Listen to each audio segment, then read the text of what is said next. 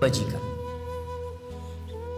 Aisyah radhiyallahu taala anha mengatakan, kata Aisyah radhiyallahu taala anha, ini seorang istri mensifati suaminya.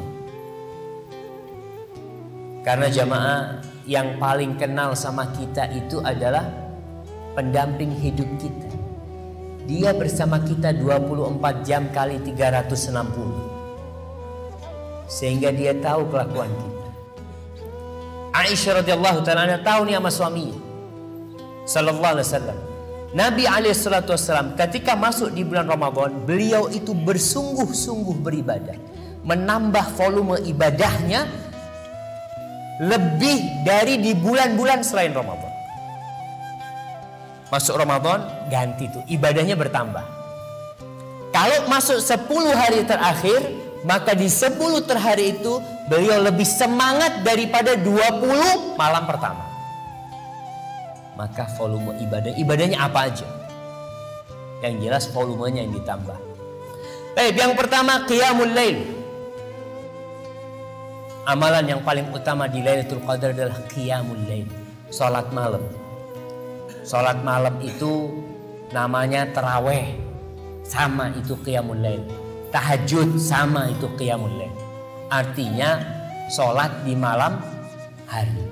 Salat setelah salat isya itu disebut qiyamul lail. Rasulullah sallallahu alaihi wasallam mengatakan man qama lailatul qadri. Tadi udah kita sebutkan tuh. Man qama lailatul qadri. Barang siapa yang bangun salat malam pada Lailatul Qadar, ghufira lahu ma taqaddama min dhanbi.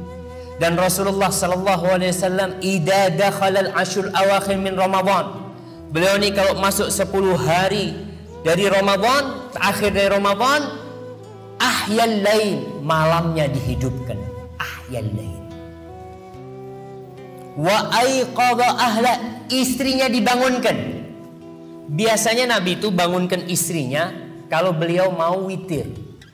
Di akhir malam baru dibangunin istrinya, supaya juga ikut sholat malam. Tapi di malam Ramadan dibangunin mereka. Bahkan Rasulullah SAW sebelum Ramadan itu sering membangunkan putri dan menantunya. Rumah Nabi sama rumahnya Fatimah tuh nempel tembok. Rasulullah SAW kadang-kala datang ke rumahnya Fatimah, ngetuk pintu mengatakan, ala tusalliyan, kalian gak sholat nih, bangun nih sholat. Begitu Rasulullah SAW. Wa ayqadha ahla wa jadda wa shaddal mi'zam. Jad, beliau semangat menyingsingkan lengannya, beribadah dan mengencangkan sarungnya. Mengencangkan sarungnya ini salah satu maknanya tidak mendekati istrinya. Ini bukan malam buat tidur-tiduran sama istri. Ini malam buat meraih Lailatul Qadar. Maka beliau beriktikaf biasanya ke masjid. Yang kedua, qiraatul Qur'anil Karim, baca Quran. Umpamanya 10 hari terakhir tiap hari 3 juz lah.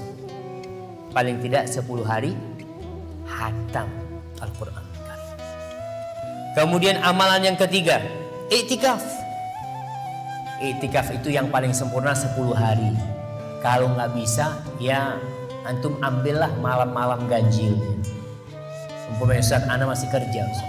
Inilah persiapan untuk Lailatul Qadar itu seharusnya sebelum Ramadan. Ada orang-orang, saya berjumpa dengan orang-orang yang 10 hari terakhir dia berhenti bekerja. Kenapa? Dia udah persiapkan.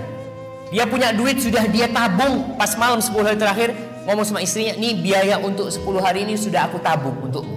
Cukup sudah. Aku 10 hari ini untuk Allah Jalla Jalla. 360 hari. 350 hari aku sibuk dengan dunia. 10 hari aku ingin di rumah Allah Jalla Jalla. Yang gak bisa ya boleh malam-malam ganjil. Boleh gak itikaf malam harinya paginya pulang? Ya boleh-boleh aja. Karena iktikaf itu boleh 1 jam di masjid pun. Tapi tentunya tidak sempurna. Iktikaf yang sebenarnya adalah iktikaf yang 10 hari. Ada yang mengatakan syarat iktikaf itu puasa, ada yang mengatakan tidak puasa. Tapi yang jelas intinya kita berusaha lah 10 hari itu paling tidak semalam ke masjid. Full. Umpamanya kita ngomong sama keluarga kita, ngomong sama ibunya, Bu, malam ini habis berbuka Anda nggak pulang, besok Anda habis sahur pulang, habis subuh Anda pulang. Apa di masjid? Apalagi masjid kadang-kala ada program-program iktikaf ya, di situ sahur sudah disiapkan. Insya Allah itu tidak ada masalah.